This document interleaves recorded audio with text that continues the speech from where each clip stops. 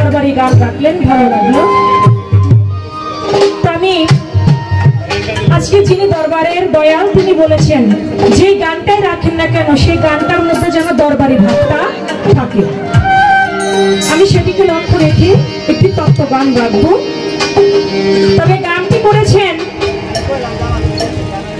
সাফায়াতের কান্ডারি রাসূল আল্লাহ ইয়া মুহাম্মদ মুস্তাফা নবী আমার সাল্লিওয়ালা। খুদার খাস নূরে তৈয়ারো যিনি রহমতের বাণী যার মুখে শুনি, দোসরা কোনো মাবুদ নাই এক আল্লাহ। আমরা সবাই জানি আল্লাহর নূরে নবী, নবীর নূরে সারা মাখলুকাত। এই যে খুদার খাস নূরে তৈয়ার যিনি রহমতের বাণী যার মুখে শুনি, আচ্ছা দয়াল নবীর নূরে যদি সারা মাখলুকাত হয়, মালজোড়া গানের নিয়ম অনুযায়ী গান থেকে একটা পয়েন্ট রাখা যায়, একটা পয়েন্ট বের করে প্রশ্ন রাখা যায়। তা আমি আমার বোনের কাছে জানবো দয়াল নবীর নূরে যদি সারা মাখলুকাত হয় তাহলে নমরুদ কার নূরে তৈয়ার? নমরুদ কেন খোদা বিশ্বাস করলো না? নমরুদ কেন আল্লাহকে মানলো না? আবু জাহেল তিনি কেন আমার দয়াল নবীকে মানলেন না? ফেরাউন তিনি কেন নবী মানলেন না? সাইবা তিনিও তো নবী মানলো না। উতবা তিনিও আমার দয়াল নবীকে মানলো না। তাহলে নবীর নূরে যদি তামাম দুনিয়া সবকিছু তৈয়ার হয় তাহলে উতবা, সাইবা এবং আবু জাহেল তারা কোন নূরে তৈয়ার? তারা কোন নূরের তৈয়ার?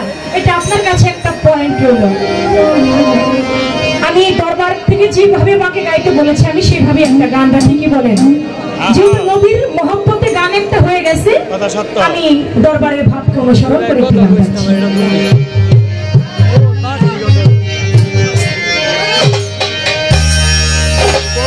যদি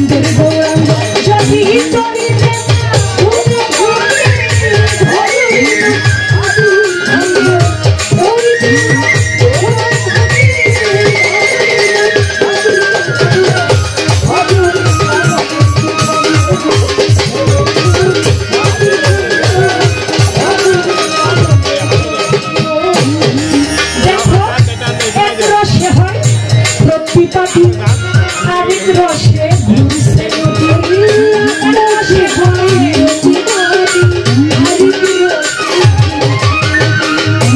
এক রসে হয় প্রতিপাদি আরেক রসে ঘুরছে নদী আরেক রসে নিত্য করে নিত্য রসে গৌরাঙ্গ আরেক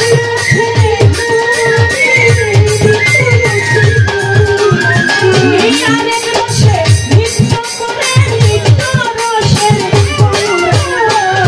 ভজরে আনন্দের গৌরাঙ্গ ভররে মন কত কষ্টান সঙ্গ ভররে আনন্দের গৌরাঙ্গ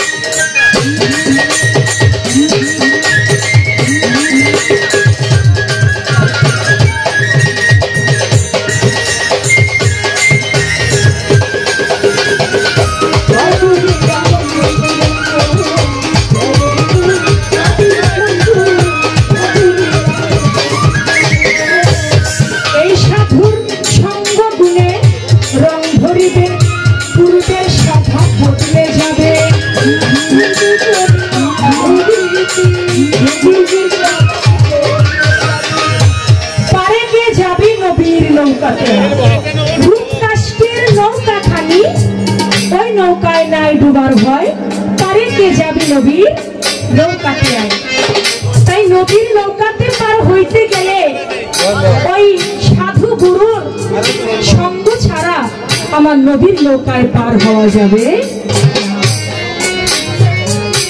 যদি তরিতে বাসনা থাকে ভররে মন সাধুর সঙ্গ ভজরে আনন্দের গৌরাঙ্গ সাধুর সঙ্গ গুণে রং ধরিবে তোমার পূর্বের স্বভাব বদলে যাবে আপনারা জানেন নিজাম নামের খুনি ছিল তিনি প্রতিদিন 101টা খুন না করে তিনি বাড়িতে যাইতো না পথের মধ্যে শেখ ফরিদ আউলিয়ার সঙ্গে দেখা শেখ ফরিদ আউলিয়া নিজামুদ্দিনকে বলে আচ্ছা নিজাম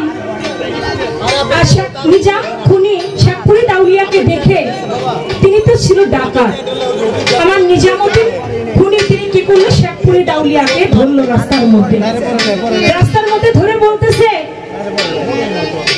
তোমার কাছে কি আছে তুমি বের করো শেখ ফরিদ আউলিয়া বলে বাবা নিজাম আমার কাছে কিছুই নাই বলে কিছু নাই তা হইতে পারে না তোমার কাছে কি আছে তুমি বার করো বলে বাবা নিজাম আসলে আমার কাছে কিছু নাই বলে আচ্ছা নিজাম তুমি তো ডাকাতি করো বলে হ্যাঁ আমি ডাকাতি করি বলে তুমি এই ডাকাতি করে কাদেরকে খাওয়াও বলে আমি আমার বাবা মা আমার স্ত্রী আমার ছেলে সন্তান আমি তাদেরকে খাওয়াই বলে আচ্ছা তুমি যে ডাকাতি করে চুরি করে তুমি যে পাপ কাজ করছো এই পাপের ভাগে কি তোমার পিতামাতা হবে তোমার স্ত্রী তোমার সন্তান হবে বলে আমি তো জানি না বলে তাহলে বাড়িতে যাও তুমি তো জিজ্ঞেস করে আসো তুমি যে ডাকাতি করে চুরি করে তুমি যে পাপ কাজ করছো এই পাপের ভার কি পাপের দায় কি তারা নেবে কিনা বলে ঠিক আছে আমি এদিকে আমি শুনতে যাই আর এদিকে তুমি পালাও বলে না আমি পালাবো না বলে তাহলে কি করা যায় শেখ ফরিদ আউলিয়াকে একটা গাছের সঙ্গে একটা রশি দিয়ে সুন্দর করে বাঁধছে বাইন্দা তারপরে বাড়িতে গেছে বাড়িতে যাইয়া বাবা মায়ের কাছে বলতেছে আচ্ছা বাবা মা মায়ের কাছে গেছে মা আমি যে প্রতিদিন মানুষ খুন করি ডাকাতি করি চুরি করি এটা করে এনে যে তোমাদের খাওয়াই আমি তো পাপ করি আমার এই পাপের ভাগ কি মা তুমি নেবে বলে না রে বাবা আমি মা থেকে 10 মাস 10 দিন গর্ভে ধারণ করেছি আমি তো চাই না যে তুই পাপ কর্ম করে আমাকে খাওয়াবি তুই আমার সন্তান তুই সৎকর্ম করে আমাকে খাওয়া আমি চাই না তুই পাপ কর্ম করে আমাকে খাওয়া আমি তোর পাপের ভাগ নিতে চাই না বাবার কাছে গেল বাবা পাপের ভাগ নেয় না স্ত্রীর কাছে গেল স্ত্রী বলে তুমি আমাকে ভরণ পোষণের দায়িত্ব নিয়েছো তুমি আমাকে দায়িত্ব পালন করবে কিন্তু তোমার পাপের ভাগে আমি হইতে চাই না সন্তানরাও কেউ পাপের ভাগে হইতে চায় না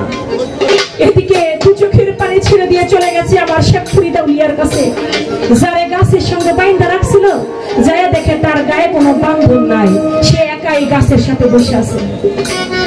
বলে, আচ্ছা দয়াল, আপনি তো আল্লাহর একজন ওলি, আমি তো আপনাকে গাছের সঙ্গে বেঁধে রেখেছিলাম, আপনি কেন চলে গেলেন না? আপনার গায়ের মধ্যে তো এখন আর রশিটা নাই, বাঁধনও নাই, কিন্তু আপনি এখনো বসে আছেন। বলে, বাবা, তোমার বাড়িতে কি বলেছে তুমি আগে তাই বলো। বলে, আমার বাড়ির, আমার পিতা মাতা, আমার ছেলে সন্তান, স্ত্রী, কেউ আমার পাপের ভাগ হইতে চায় না। বলে, তাহলে তুমি কাদের জন্য কি করলা?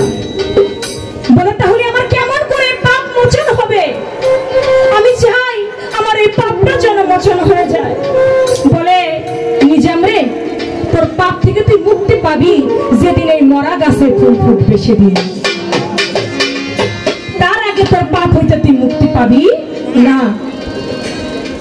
বলে, আমি তাহলে এখানে আমি বসে থাকি? বলে, হ্যাঁ, এখানে বসে থাক, বসে বসে আমার আল্লাহর নাম জপনা কর, আমার রাসূলের নাম জপনা কর, সঙ্গে মুর্শিদের নাম খানা জপনা করতে থাক। নাম দিয়ে সে করে দাউলিয়া চলে গেল।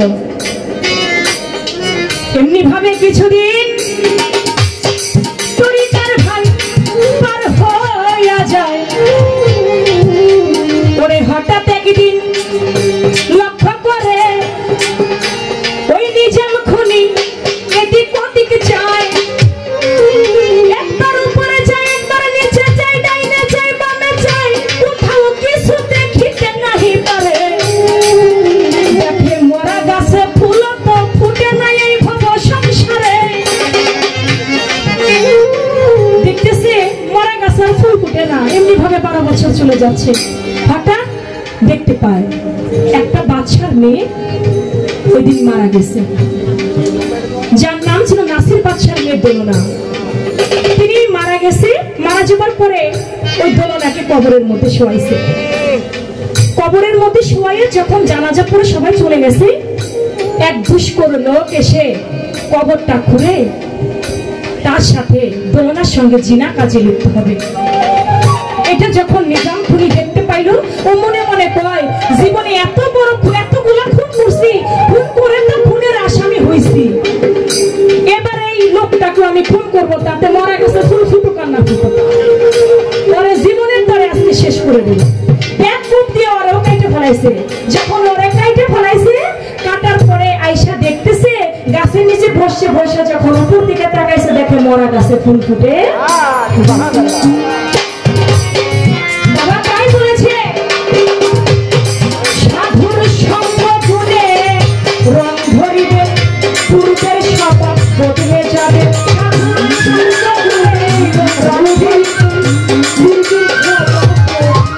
সাধুর সঙ্গ গুণে রং ধরিবে তোমার, পূর্বের স্বভাব বদলে যাবে। ফকিরের লালন বলে পাবে চারি গোবিন্দ,